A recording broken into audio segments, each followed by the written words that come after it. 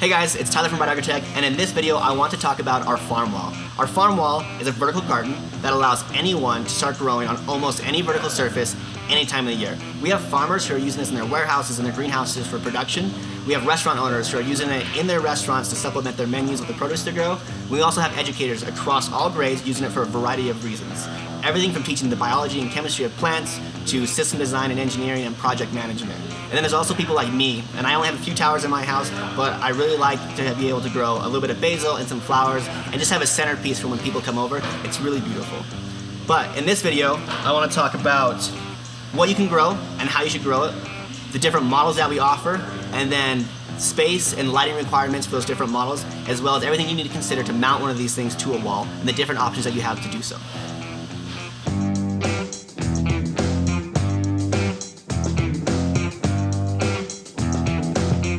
So before I jump into all those topics, I want to quickly run you through how a farm wall works. It's really simple. It's a closed loop system.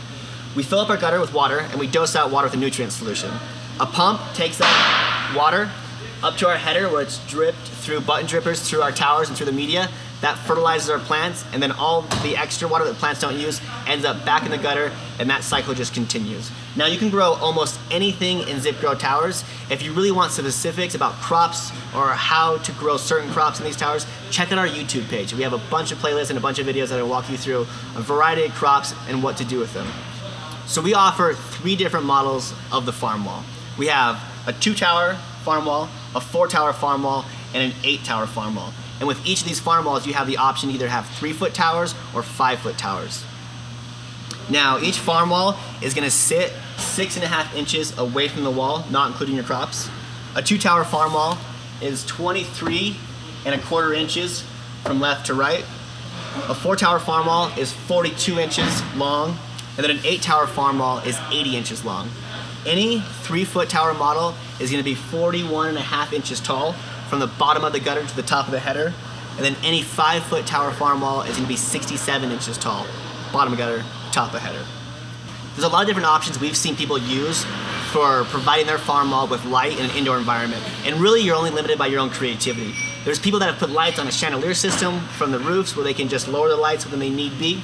We've also seen people build a stand and mount a bunch of lights in front of the farm wall and then be able to remove that stand when the lights aren't needed. We've also seen people mount lights to their wall, put their farm wall onto a rolling platform that supports all the weight, and they're able to face that farm wall towards the lights when they need light, and then turn it around and hide the lights behind the farm wall when they don't need lights. There's a lot of ways to do it, and we're always making videos about different options and different ways to light your farm wall, so we're gonna link those up when they become available for you. So while we're thinking about how we're gonna light our farm wall, what we need to be thinking about now, along with that, is how and what we're gonna mount that farm wall to. These farm walls, depending on what model you have, how many top-off tanks you're using, the crops and the maturity of those crops, they can become really heavy. 250 plus pounds for the bigger size.